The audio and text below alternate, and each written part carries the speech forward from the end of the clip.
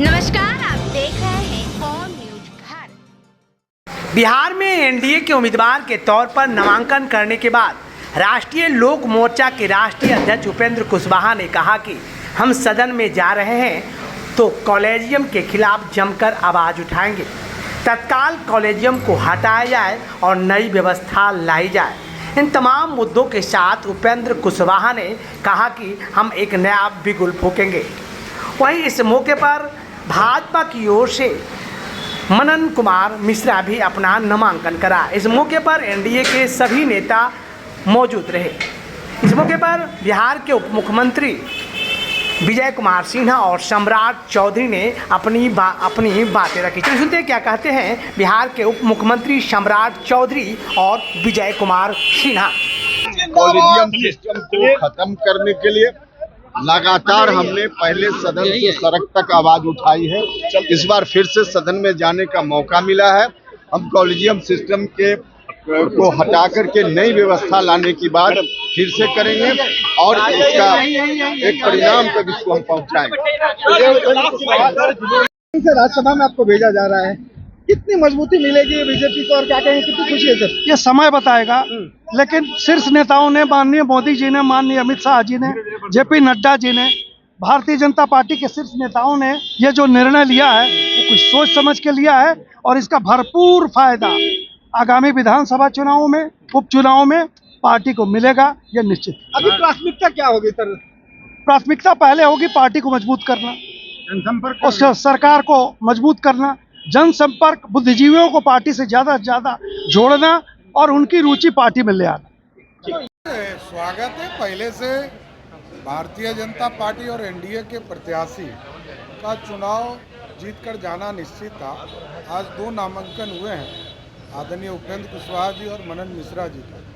दोनों राज्यसभा जाएंगे और एनडीए को मजबूत करेंगे। आज भारत बंद है सर, विपक्षी सबसे बड़ी बात है, जिस चीज की घोषणा भारत के सरकार, भारत के यशस्वी प्रधानमंत्री जी के द्वारा यह स्पष्ट कर दिया गया कि SC/ST एक्ट में जो संशोधन के लिए सुप्रीम कोर्ट ने कहा, भारत की सरकार किसी भी हालत में हस्तक्षेप नहीं करेगी। हम बाबा साहब भीमराव अंबेडकर ने जो तय किया है उसी को जारी रखेंगे।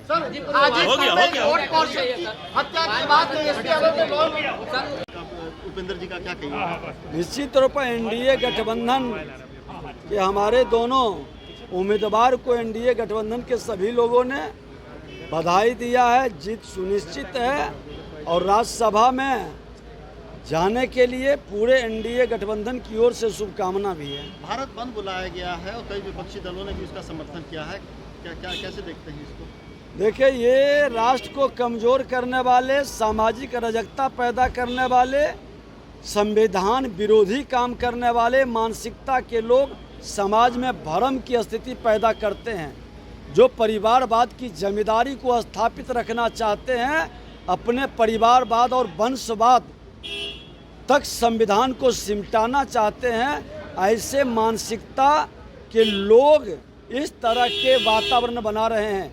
देश के प्रधानमंत्री नरेंद्र मोदी जी, बिहार के मुख्यमंत्री नीतीश कुमार जी आज संविधान के तहत जो प्रदत्त अधिकार है सबको दिलाने के लिए पूरी ईमानदारी से कदम उठा रहे हैं। इसलिए ये परिवारवादी, वंशवादी लोग व्यथित और बेचैन है। कलकत्ता की जो घटना हुई है उस पर राहुल गांधी और प्रियंका गांधी कुछ नहीं बोल रहे हैं। कांग्रेस के लोग दूसरा विभाजन की इंतजार कर रहे हैं। बांग्लादेश के बाद बंगाल के अंदर की वातावरण पर ये कांग्रेसी मौन क्यों है? राष्ट्र के अंदर अराजकता पैदा करने वाले पर ये चुप क्यों रहते हैं? ये कांग्रेस देश के अंदर अराजकता पैदा करने वाले के समर्थन में जरूर खड़े होंगे, लेकिन देश के अंदर अराजकता और देश के कानून को तोड़ने वाले के विरुद्ध इनकी आवाज़ नहीं निकलेगी। वैशाली की जो घटना है, अब आरजेडी इस पर कर रही है कि लॉ एंड ऑर्डर पूरी तरीके से कोलैप्स हो गया है। कल वैशाली में एक आरजेडी समर्थित वार्ड पार्षद की हत्या हो गई है। देखिए, कानून का राज स्थापित होगा, अपराधियों पर पूरी दबिश बढ़ाई जा रही है, कार्रवाई भी हो रही है।